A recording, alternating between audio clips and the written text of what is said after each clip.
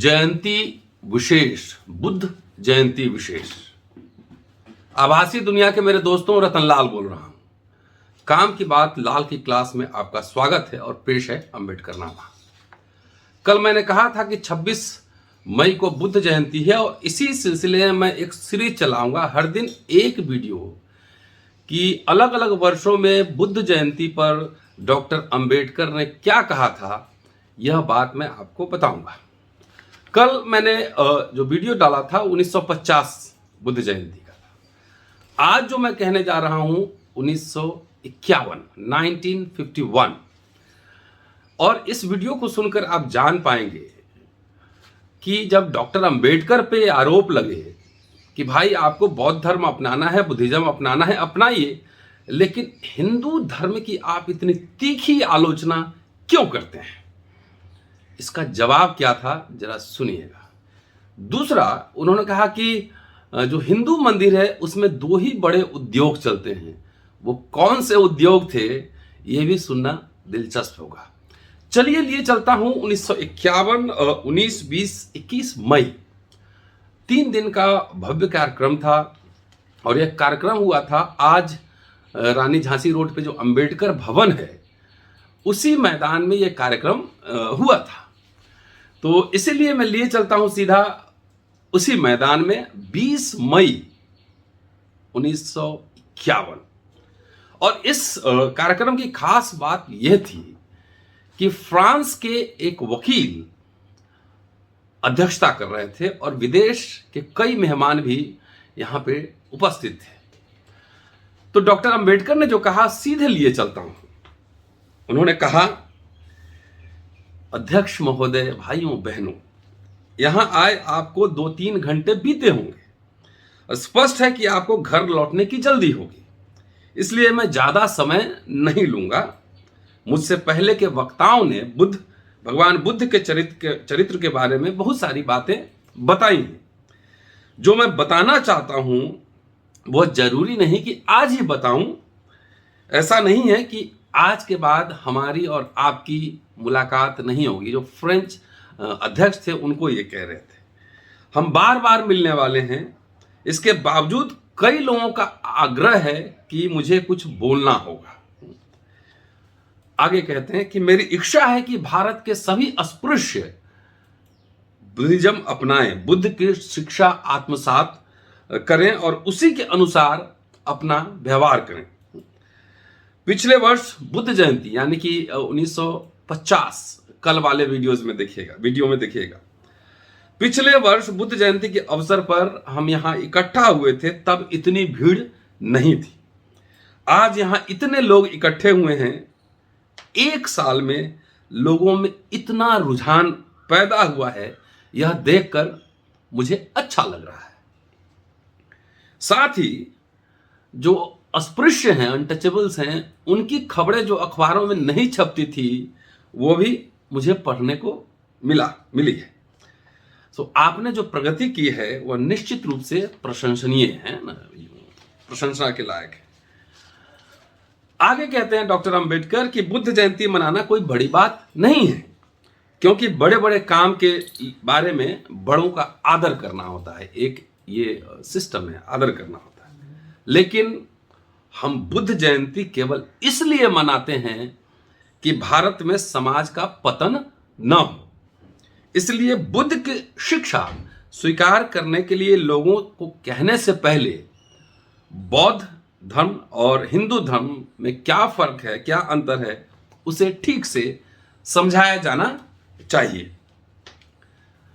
चतुर्वर्णीय व्यवस्था, मूर्ति पूजा और आध्यात्मिक सिद्धांत के रूप में सामाजिक भेदभाव पर आधारित हिंदू धर्म बना है।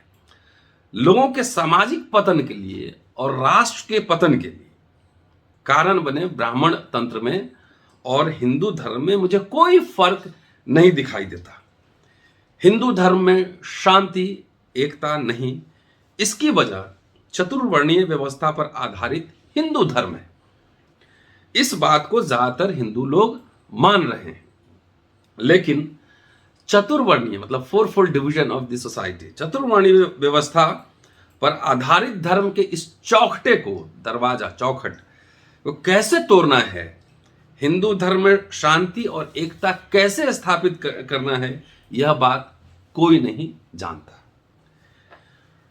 आगे उन्होंने कहा कि सभी हिंदुओं से मैं यही कहना चाहता हूं कि वे इन पोंगापंथी मान्यताओं, वर्णाश्रम पद्धति इत्यादि से छुटकारा पाएं। लेकिन यह होगा कैसे? क्योंकि वे वेद की आज्ञा को प्रमाण मानते हैं और वेदों में वर्णाश्रम धर्म को सबसे श्रेष्ठ, सबसे ऊंचा बताया गया है। धर्म में सुधार होना चाहिए, ऐसा कहना भर सिर्फ काफी नहीं है। उसके लिए आचार विचार में, बिहेवियर में मूलभूत परिवर्तन लाना जरूरी है। उसके बगैर सुधार संभव नहीं। उसके बिना सुधार की आशा भी करना बेकार है। आगे उन्होंने कहा कि बौद्ध धर्म से द्वेष करने वाले ब्राह्मणों से मैं पूछना चाहता हूं कि बुद्ध को शुरुआत में जो भिक्षु मिले थे वो कौन थे? उसमें से 90% ब्राह्मण थे। कुछ हिंदू लोगों का कहना है कि बुद्धिज्म स्वीकार करना है तो करो, लेकिन इसके लिए ब्राह्मण तंत्र को क्यों कोसा जाता है? और इसका जवाब सुनिए, शानदार जवाब है। डॉक्टर अंबेडकर ने कहा कि इसका जवाब बहुत आसान है। वर्णाश्रम धर्म पर आधारित ब्राह्मण तंत्र पर हिंदू धर्म पर प्रहार किए बगैर, उसका स्वरूप खोलकर बताए बगैर बौद्ध धर्म का प्रसार संभव नहीं है। बौद्ध धर्म का प्रसार संभव नहीं। बौद्ध धर्म की प्रगति की राह में, उसके विकास की राह में जो हिंदू धर्म में सबसे बड़ा रोड़ा है, सबसे बड़ा प्रॉब्लम है, साफ पानी और गंदे पानी को अगर इकट्ठा बहने दिया गया तो साफ पानी भी गंदा हो जाएगा। इसी प्रकार बौद्ध धर्म के सही सिद्धांतों के साथ हिंदू धर्म के गंदे पानी को बहने नहीं दिया जाना चाहिए। आगे उन्होंने कहा कि बौद्ध धर्म की तरह हिंदू धर्म में भी अहिंसा पर जोर है। यह बात सही है, लेकिन वर्णाश्रम सिस्टम, फोरफोल्ड डिवीजन को हिंदू धर्म की बुनियाद बनाए जाने के कारण एक वही बात हिंदू धर्म को धिक्कार करने के लिए, आलोचना करने के लिए काफी है कि इनइक्वालिटी पे बेस्ड है। यही एक कारण है, वो काफी है कि हिंदू धर्म की आलोचना की जाए। आज हिंदू धर्म में जहां देखो वहां ढोंग है। ब्राह्मण लोग मंदिरों में इसलिए रहते हैं क्योंकि वहां उन्हें ऐशो आराम की जिंदगी व्यतीत करने का मौका मिलता है, और इसलिए नहीं कि वहां रहकर वे भगवान की भक्ति कर पाते हैं। और अपना एक संस्मरण यहां सुनाते हैं, अपना एक मेमोयर, कि पिछले साल सिलोन से लौटते वक्त मैं मद्रास गया था। तब वहां के कई हिंदुओं ने मुझे मंदिर देखने की विनती की। मुझे आश्चर्य लगा, मैं गया भी। मैंने घूम घूम कर हिंदुओं के मंदिर देखे। वहां ब्राह्मण लोग मूर्ति पूजा करते थे, धूप कपूर जलाते थे। इसके अलावा वे कोई काम नहीं करते थे, ऐसा मुझे बताया गया। मतलब कि उनका एक महत्वपूर्ण उद्योग था, इंडस्ट्री था, धूप अगरबत्ती जलाना एक महत्वपूर्ण उद्योग बना। उनके दूसरे उद्योग के बारे में पता चला कि उन्हें बहुत भोजन खाना पड़ता है, बहुत खाना खाना पड़ता है। सुबह का खाना, दोपहर का खाना, शाम का खाना, भोजन का बहुत बड़ा उद्योग वो लोग करते हैं। मैंने उनसे पूछा कि यह सब चलता कैसे है। जवाब मिला कि मद्रास सरकार से 1.5 लाख रुपए सालाना उन्हें ग्रांट मिलते हैं। कुछ मंदिरों में सोने चांदी की मूर्तियां दिखाई दी। इनमें से कुछ मूर्तियों की कीमत करोड़ों रुपए में हो सकती है। एक तरफ देश में लोग भूखे मर रहे हैं, लोग पैसे के लिए मोहताज हो रहे हैं, और दूसरी ओर अनाज का ऐसा प्रयोग और रुपयों पैसों की ऐसी खैरात, और यह सब हिंदू धर्म के यज्ञ के लिए। फिर क्यों न ये लोग हिंदू धर्म की जयकार करें। आज कोरोना है, कोरोना में क्या हो रहा है, लोग इलाज के बगैर मर रहे हैं, खाना के बगैर मर रहे हैं, और करोड़ों करोड़ों लोग कहाँ जा रहा है, लोग रुपए कहाँ जा रहे हैं, आप खुद सोचिए। इसमें मुझे टिप्पणी करने की जरूरत नहीं है, क्योंकि ऐसे समय में कि जब कि राष्ट्रीय आपदा है, तब भी कुछ उद्योगपतियों के उद्योग और धर्म के उद्योग लगातार फल फूल रहे हैं। इसलिए आज अंबेडकर साहब को यहां याद करना जरूरी है। आगे उन्होंने कहा कि धर्म विशुद्ध सिद्धांतों पर आधारित होना चाहिए।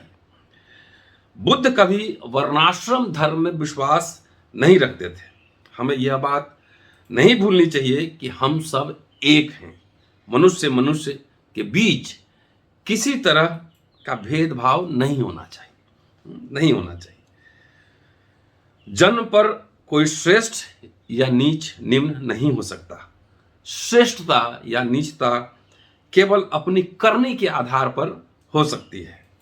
बुद्ध ने ये बातें बताई हैं। लोग अगर फिर बौद्ध धर्म स्वीकार कर लेंगे तो यह देश एक बार फिर खुशहाल होगा, वैभव संपन्न होगा, और इसके अलावा किसी तरीके से जाति भेद खत्म होना संभव नहीं। सचमुच अगर कोई जाति धर्म खत्म करना चाहते हैं तो उनके लिए केवल यही एक उपाय है कि वे बौद्ध धर्म को स्वीकार करें। और आगे कंक्लूडिंग जो पोर्शन है बहुत ही दिलचस्प है, और आजकल के जो फेसबुकिया और सोशल मीडिया के जो अम्बेडकरवादी हैं उनके लिए बहुत जरूरी है ये जानना कि सबको सर्टिफिकेट बांट देते हैं, सबको बांट देते हैं। अम्बेडकर यहाँ क्या कह रहे हैं सुनिए। वो कहते हैं, लेकिन हम बिना किसी हड़बड़ी मचाए अपने उद्देश्य को हासिल करेंगे। जिनके हाड़ मांस में हिंदू धर्म रच बस गया है, उन बुजुर्गों के लिए तुरंत अपना धर्म त्याग करना संभव नहीं है। जो कल्चरल हेजेमनी है सैकड़ों साल का, हजारों साल का, उस त्याग नहीं कर सकते हैं। इसलिए बड़े बड़े शूरवीर जो फेसबुक पे क्रांतिकारी बात कहते हैं, क्या उनके घर में उनके माता पिता दादा दादी सब एक दिन में बन गए? नहीं। ये सांस्कृतिक जो वर्चस्व है उसको दूर करने में बहुत समय लगता है। एक दिन में ओवरनाइट ये केमिकल लैब नहीं है। कहते हैं कि जिनके हाड़ मांस में हिंदू धर्म रच बस गए हैं और उन बुजुर्गों के लिए तुरंत अपना धर्म बदलना आसान संभव नहीं होगा, और उनसे मैं ऐसा कहूंगा भी नहीं। लेकिन युवाओं के बारे में मुझे बहुत विश्वास है, वे जरूर सही मार्ग अपनाकर समाज और राष्ट्र का हित करेंगे। Reference volume 40 chapter number 278। Buddha ने वर्णाश्रम धर्म को नकारा, पेज नंबर 199 से 201।